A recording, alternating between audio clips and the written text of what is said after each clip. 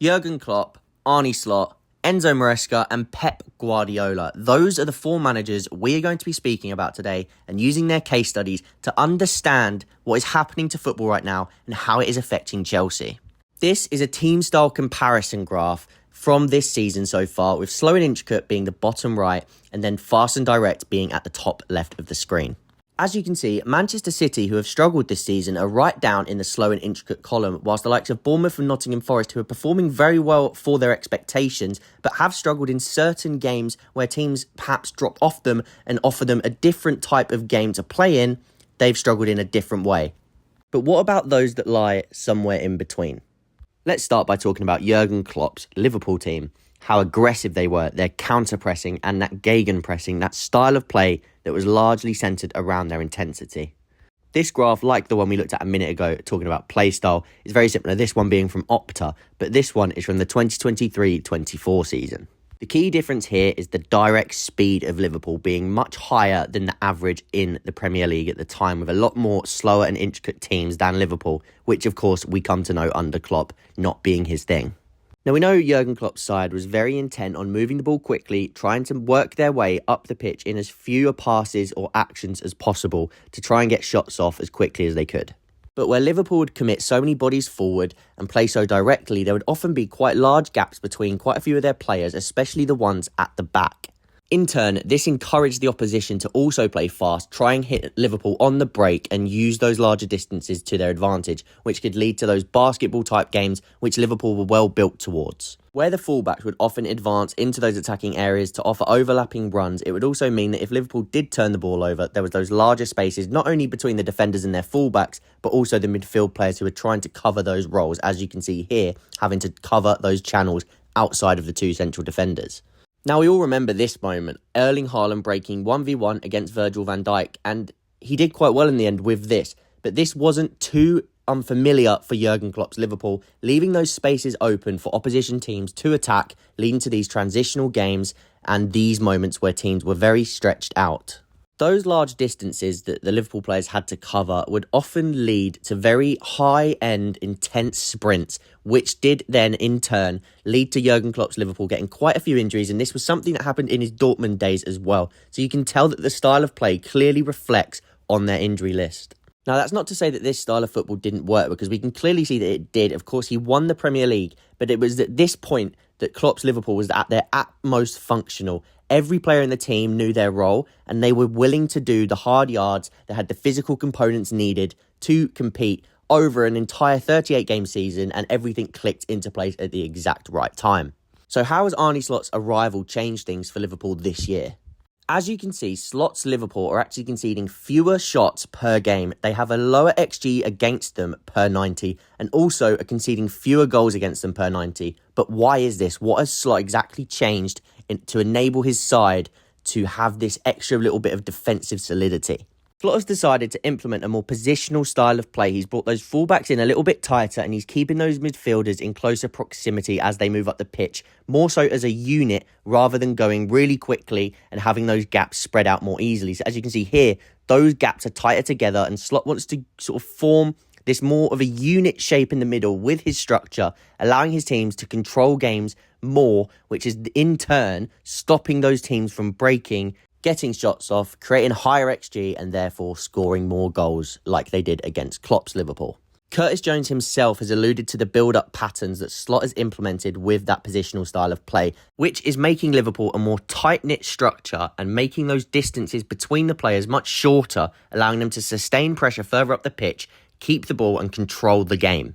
But Slot also recently said this: in general, I see this still, that some players, too many times in my opinion, try to play the difficult ball which doesn't get the reward for the risk they take. And that's where it gets really interesting, because what you've got is a group of players that have a combined experience from working under Jurgen Klopp for so long, and their behaviours and the way that they've trained and their perception of the game has been moulded one way, which has led to this sort of in-between phase for Slot and Klopp, which has led to where Liverpool are today. By combining a group of players that have worked together for so long and have developed this propensity to play in a chaotic game style and mixing them in with a manager who can hone their skills and make it a little bit more structured with his fixed details that he can add to the team, This gives you more of a controlled version of this chaotic game state. This idea of controlled chaos is something I'll be going into in a lot more detail in a future video, so please do subscribe so you don't miss it. But how can we relate this to Enzo Maresca's Chelsea?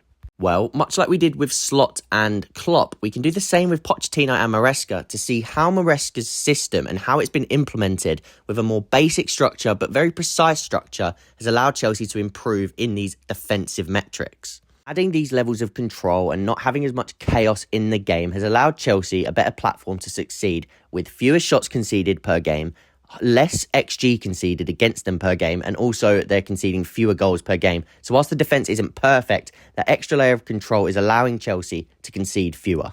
Whether that comes from within the 3-2 system with that 3 centre-backs and the 2 in the pivot base, or if we see more of a diamond or kite shape in the middle of the park playing that 3-diamond-3, usually done against back fives. The idea is always to move up the pitch as a unit, playing slightly slower, allowing the players to move as one, keeping those closer distances, which mean that when the ball is lost, you are able to sustain that pressure, win the ball back, and keep control of the game.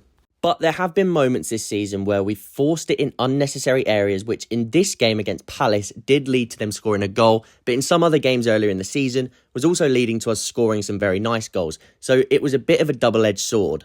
When playing more direct and trying to force play, you can often create a bit of a divide between the two segments of that base shape from build-up and also the attack, which then leads to those larger distances being covered, which we spoke about earlier in the case study of Liverpool. For Chelsea, they want to create those chaos moments themselves, but from within a structure that is comfortable. So as you can see here, we're setting up again with that 3, and then you've got that almost pentagon in midfield. And this is during build-up. You're trying to find that way through, and even if the pass is cut out, the way that your players are set, they're ready to challenge for that second ball. And when that second ball does break, it can then lead 2 opportunities opening where you can then quickly combine, make something happen and get a shot off, as we did in this situation against Aston Villa to score a goal. I think it was Enzo Fernandez with the goal. But again, really quickly, won the ball back, combined quickly and got a shot off. Again, here against Tottenham, you're setting up that net. This one, I think, ended up being a foul. But the point is the same. When you win that ball back, if Chelsea can then attack, they're attacking a flat back 4 that is disorganised. So you're creating those chaos moments, not from playing a chaotic style at all times, because you still want to have that element of control, but trying to create those chaos moments artificially, essentially. I think another person to mention just quickly is Pep Guardiola and how they've struggled this season, but also how they've tried to address it in January, which is very interesting. Again, as we have for the other managers, if you look at Guardiola from last season to this season, they are conceding more shots this season, they're conceding more XG, and they're conceding more goals due to that. So what's gone wrong, and why is Guardiola trying to address this? The biggest problem for City this season has been their inability to stop transitions, their lack of physicality in that sense, and therefore their lack of ability to control transitions and the more physical aspect of the game, which we're speaking about when we talk about those chaos moments. So in January, what Guardiola did and what Manchester City did is they added some really top level athletes, but also some top level players that are used to playing in those chaotic game states. Again, we're talking about Omar Marmoush, who's very good at running in behind and creating those really top level sort of chaos moments by doing so, but also Abdülkadir Kusanov, who he has a different type of chaos to his game in terms of being very intense, very aggressive to win the ball back, and again, creating those moments where if he wins the ball back and you can attack a disorganized structure, he gives you that opportunity. So now let's circle back round to Maresca and let's have a quick look at the tactics board. Just to show you what we mean by this on the tactics board, let's just go with last night's game against Copenhagen. So we started in this shape. Action was coming in from that left back to play as that sort of left defensive midfielder. And we're still making this sort of 3-2-5, 3-2, 3-box-3 shape, right? It was more of a box in the midfield rather than a diamond. But one of the biggest issues with this wasn't actually, as we've just touched on, it wasn't actually to do with the shape, which still was an issue because we were unable to sort of find that spare man. But it was also the pace in which we were forcing the play because we was unable to find that spare man. A lot of the time we were sort of forcing this long ball or trying to go into the wingers over the top or trying to find that ball into the middle of the park. But because that ball was going in from so deep and so quickly and it was happening at such a higher rate, it wasn't as sort of methodical as it had been in the past. We hadn't been keeping the ball for long enough periods of time to then make it work. So what was happening is these sort of positions were getting stretched, and you'd have Enzo and Sancho over here, you'd have Dewsbury and George over here, you'd have these two who are just sort of, they're trying to give you access into the middle, but it was too deep and there wasn't a spare man there.